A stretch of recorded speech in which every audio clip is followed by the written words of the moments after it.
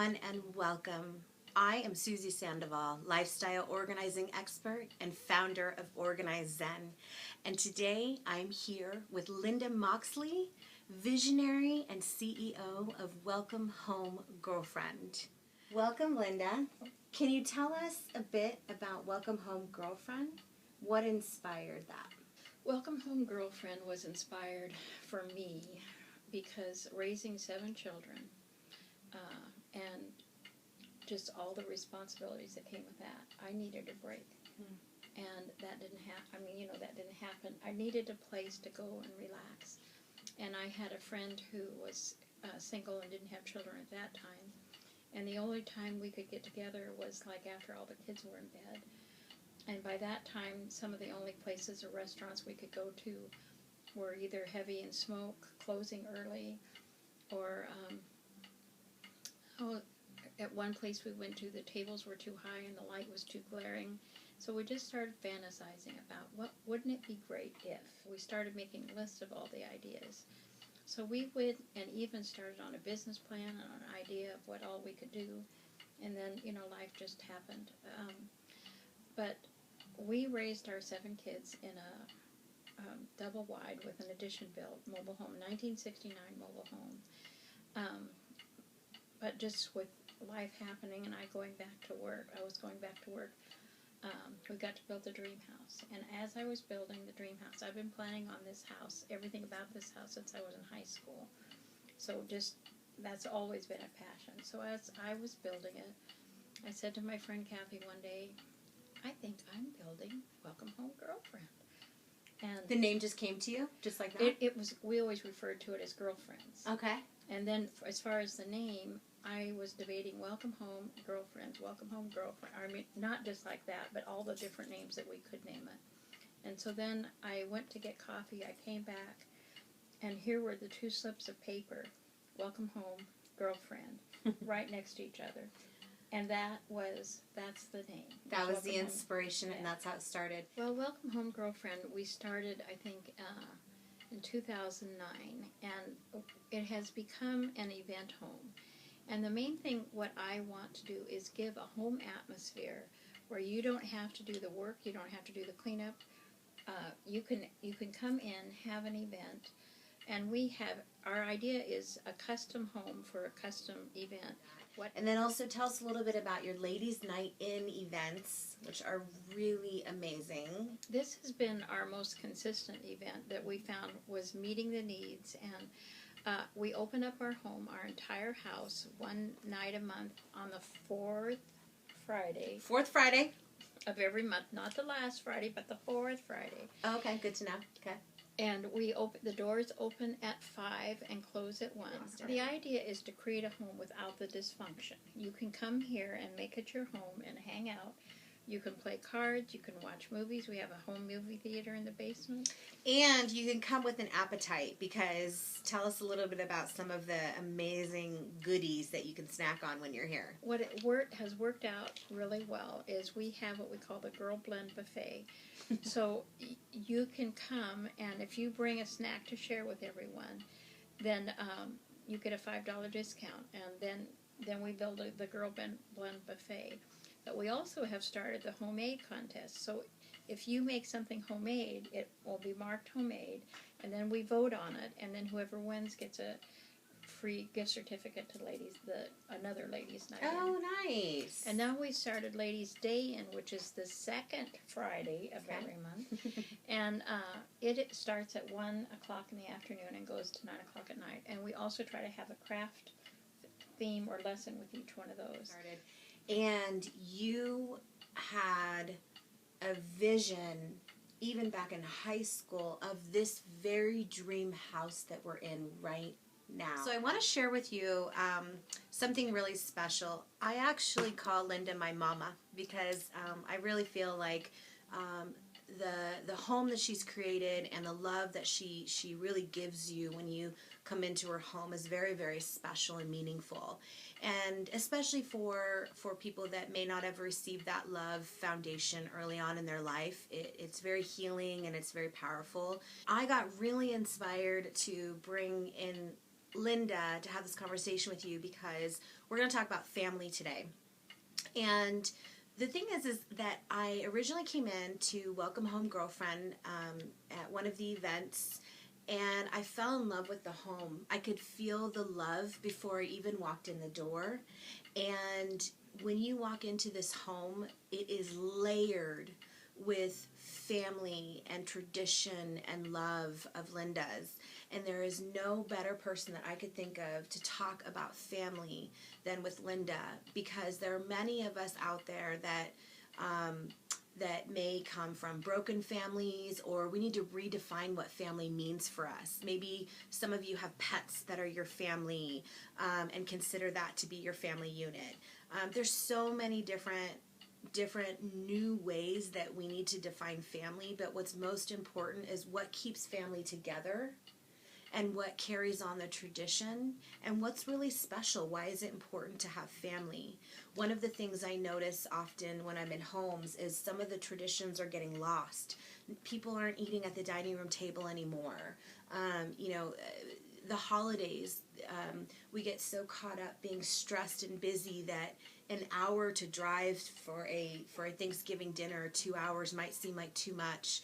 But Linda has Thanksgiving, hosts Thanksgiving. I've personally been invited to and involved with that. Her family of over 50 people showed up a couple years ago, and 80, honey. 80, was it 80? Yes. 80 people showed up for Thanksgiving of her family. All made it a priority to show up. Give us a little background of your family and what family means to you and why you think that's important. I think one of my biggest inspirations was my mother. And my mother came from a broken family in the 20s. She was born in 1914, and I think it was in the early 20s they moved out here from Connecticut to Portland. That's where my grandmother's family was. But they had gone through a divorce, and so my mom was a single parent, a single child, and she always wanted family. She wanted brothers and sisters. Yeah. She wanted the family unit, and never had that growing up. She only had her grandparents and her mom. And so I highly respect and praise her for what she did and the foundation that she laid, because everything that we have in our family that we do that is special can be traced back to her decisions. So Mother had one child, my oldest sister Nancy, and the doctors told her she probably would never be able to have any more children. So she accepted that. They didn't have any children for 7 years, and they were looking into an adoption, and this was back in the 40s. And then she became pregnant with my sister. And then, a surprise, then 4 more children came after that. What? Tradition was important to Mother, and it was important to her that she give to us what she never had, what she wanted. And I think that's even reflective, which I hadn't thought of before, of the principle of Welcome Home Girlfriend, is wanting to give to others what I wanted or didn't have when I needed it. And so that can be a principle that can be transferable. One of the favorite things I want to share with you guys that I've never heard about until today is something that is served at Thanksgiving, and it's enjoyed by both the children and adults. Tell us a little bit about this picture. This is what we call smashed potato sundaes.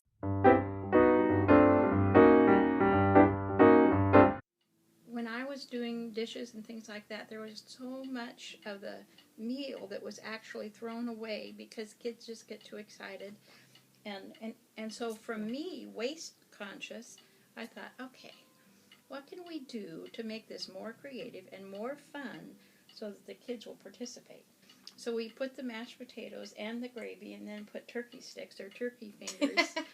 And the kids gobble them up. And I talked to my niece, because now her kids are in this, and said, what was important to you? And she says, I loved the smashed potato sundaes. So it's made a memory now that's going on to the second generation. And I think just by you sharing this right now, I think some other people might adopt this idea of creating smashed potato sundaes. So many times if you just do it fun, it makes the memory. So we put them in ice cream dishes. Okay. That you can get at the dollar store. That's the other thing, is make it inexpensive. Mm-hmm. So we got those at the dollar store. Okay. And then you just smash the potatoes in there. just take regular mashed potatoes. If you put a fun name on something, yes. That's all the difference. you're a winner. Absolutely. Yes. Absolutely. Okay.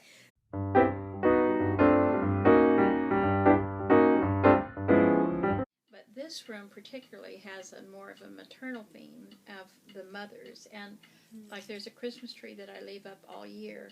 You can't see, but we can show you later. Mm-hmm. But it actually has 7 generations of women's accessories on it, all from our family. So it goes back to my great-great-grandmother and goes down to my grandchildren.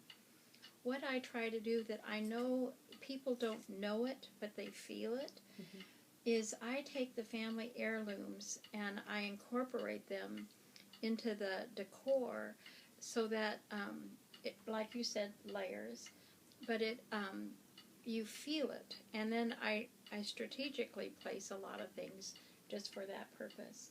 So, and that's one thing, like even when the kids and for the family and for holidays, I tell them the history. This was your grandmother's, this was your great-grandmother's, and the story that goes behind that.